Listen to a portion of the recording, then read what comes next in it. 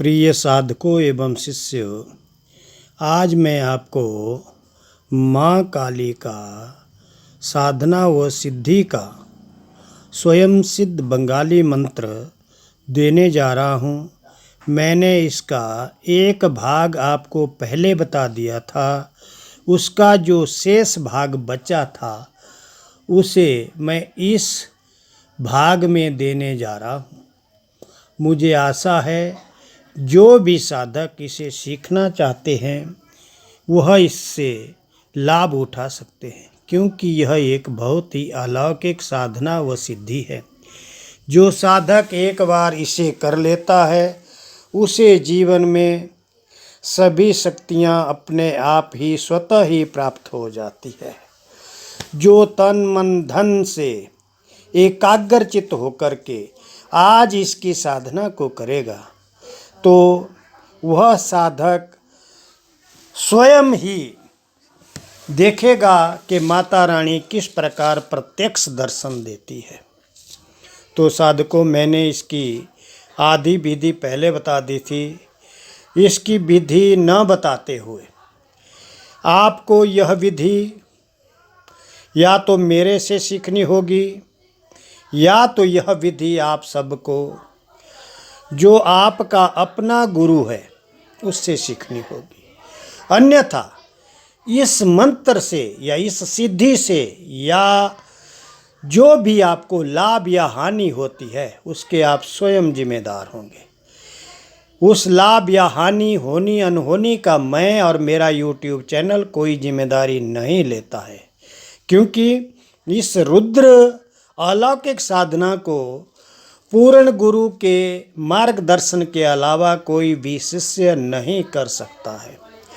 जो लालची लोग बार बार कह रहे थे अलौकिक साधनाएं दो, अलौकिक साधनाएं दो, इस प्रकार की साधना दे, उनको मैं बताना चाहता हूँ कि साधना की तभी परख होती है जब किसी गुरु का मार्गदर्शन उन्हें प्राप्त होता है। पूर्ण गुरु का मार्गदर्शन, क्योंकि पूर्ण गुरु ही जो साधना में रुकावटें आएंगी, बाधाएं आएंगी, संकट आएंगे, उनसे पार लगाने की विधियों को खोल करके, बारीकियों को बता करके, खोल के बता करके उस अपने शिष्य की रक्षा करता है। इसीलिए इन जो भी चमत्कारिक साधना है उनको गुप्त रखा है, क्योंकि यह शमशान काली की साधना है, भयंकर काली की साधना है। आप में जिसमें दम होगा वह पूर्ण गुरु से सीखे, अन्यथा इस साधना को कोई भी मूर्ख हाथ ना लगाए। क्योंकि कोई भी कुआं बावड़ी बनाई जाती है तो साधकों वह जल पीने के लिए बनाई जाती है, प्यास बुझाने के लिए बनाई जाती। अगर कोई मूर्ख उस कुएं के अंदर छलांग लगा देता है तो अपनी जीवन लीला को समाप्त कर देता है। इसी प्रकार यह अलौकिक रुद्र साधना केवल मात्र पूर्ण गुरु के मार्गदर्शन में ही की जा सकती है, अन्यथा उस कुएं में छलांग लगाने वाली बात जैसी होगी। वह अपना जीवन बर्बाद कर सकता है, पागल हो सकता है, हार्ट अटैक हो सकता है, या तो साधना स्थल से भाग सकता है, तो उसे बचाने वाला फिर कोई भी नहीं होगा। जो YouTube चैनल से सीधे विद्या को ले लेता है, चुरा लेता है, बड़ी बड़ी फांसे मारते हैं कि हम ऐसा करेंगे वैसा करें, लेकिन साधना सच में ही गुरु के मार्गदर्शन में करें। मुझे आशा है कि आप इस साधना को पूर्ण योग्य गुरु के मार्गदर्शन में करेंगे, क्योंकि जब यह साधना जो शिष्य करता है उसे बहुत ही विकट स्थितियों से गुजरना पड़ता है। उसके एक ही दिन में इतने संकट आ जाते हैं जिसकी व्याख्या करना बहुत ही कठिन है। क्योंकि शरीर में बुखार आ जाना, आलस्य आ जाना, शरीर का अकड़ जाना, पत्थरों की बारिश होना, इस कई प्रकार के भूत प्रेतों के दर्शन होना, हड्डियों की बारिश करना, पत्थरों की बारिश होना, ये इस मंत्र के कई ऐसे प्रयोग हैं जो आपको अचानक उस समय हो सकते हैं, क्योंकि परम सिद्धि को प्राप्त करना, उस काली माँ को साक्षात करना किसी ऐरे गहरे नथु खैरे बच्चे का काम नहीं। तो साधकों, मैं तो बार बार यही कहूँगा, मैं नहीं कहता, मुझे कोई लालच नहीं कि आप मेरे से ही साधना को सीखें। आपका जो भी गुरु है, जो भी जिसका आप मार्गदर्शन लेते हैं, जिस चैनल वाले से आप जुड़े हैं, हम नहीं कहते कि मेरे चैनल से ही जुड़े या मेरे को ही गुरु धारण करें या मेरे से ही विद्या सीखें। अगर सच में चमत्कारिक विद्याएं सीखनी है, अलौकिक विद्याएं सीखनी है, पराविज्ञान की विद्याएं सीखनी है, तो आपको मुझसे सच में ही गुरु दीक्षा लेनी होगी। गुरु दीक्षा के बिना आप किसी भी सिद्धि को प्राप्त नहीं कर सकते, यह मेरा दावा है। तो साधकों, मैं बार बार कहता हूँ कि आप जो भी साधना करें, मैं मंत्र वीडियो के बीच में दे दूंगा, बता दूंगा आपको कि मंत्र की किस प्रकार शक्ति है। और वो भी मैं केवल मात्र अपने शास्त्रों की, जो मेरे गुरु द्वारा दिए गए शास्त्र हैं, वेद शास्त्र जो मेरे गुरु ने मुझे प्रदान किए थे, उन्हीं की एक फोटोकॉपी आपको दे रहा हूँ। क्यों दे रहा हूँ? इसलिए दे रहा हूँ कि कोई ये न समझे कि यह हमारी चुराई हुई विद्या है। हमारे पास भी वो गुरु के द्वारा दिया हुआ ज्ञान है, जो हमने 14 वर्ष तक अपने गुरु के सानिध्य में रहकर उनके चरण शरणों की सेवा की और उनसे जो विद्या प्राप्त की, ऐसे ही प्राप्त नहीं की है, बहुत परिश्रम किया है। आप लोगों को भी वैसा ही परिश्रम करना पड़ेगा। मुफ्त में ली गई विद्या कभी भी फलीभूत नहीं होती है। मैं कई ऋषियों, संतों, मुनियों और महात्मा और गुरुओं की वाणी का श्रवण करता हूँ। हर जगह से यही आवाज़ आती है कि मुफ्त में कभी भी विद्या नहीं देनी चाहिए, लेकिन हम फिर भी दे रहे हैं कि हमारे समाज के अंदर जो कुरीतियाँ फैली हुई है, जिन लोगों ने आडंबर फैलाया हुआ है, या हमारा ज्ञान जो लुप्त हो रहा है, उस ज्ञान को बचाने के लिए कि सच में ही संतों मुनियों का ज्ञान आज भी कार्य करता है। कोई माता, भाई, बहन किसी संकट में है तो उसका संकट का निवारण आज भी किया जा सकता है, जैसे पहले किया जा सकता था। तो सभी दोस्त किसी भी समाज के अंदर कोई बुराई ना फैलाएं, आडंबर ना करें, किसी को धमकाए नहीं। और जो अच्छा तपस्वी होता है, अच्छे गुरु का शिष्य होता है, वो कभी भी किसी को बुरी बात, अपशब्द नहीं कहता है। जो घटिया लोगों के शिष्य होते हैं, वो घटिया बात करते हैं, घटिया मैसेज लिखते हैं और कई लोगों को गंदी गंदी बातें कहते हैं। यहीं से उनका पता चलता है कि वो किस प्रकार के अनपढ़ लोग हैं, या तुच्छ प्राणी है, नीच प्राणी है, या नीच लोगों के शिष्य हैं। अच्छे गुरु का शिष्य अपने जिस प्रकार माता पिता की इज्जत करता है, वैसे ही गुरु उनका दूसरा माता पिता होता है, इष्ट होता है, उसकी भी वो वैसे ही इज्जत करते हैं। जो साधक इस प्रकार के वार्तालाप को करता है, गंदी बातों को करता है, वो सच में ही घटिया प्राणी है। तो साधकों, अगर आप तपस्या करते हैं तो आपके अंदर वो तपस्या सच में झलकनी चाहिए। आपके मस्तक के अंदर, आपके मुखमंडल के अंदर वो तेज सच में चमकना चाहिए।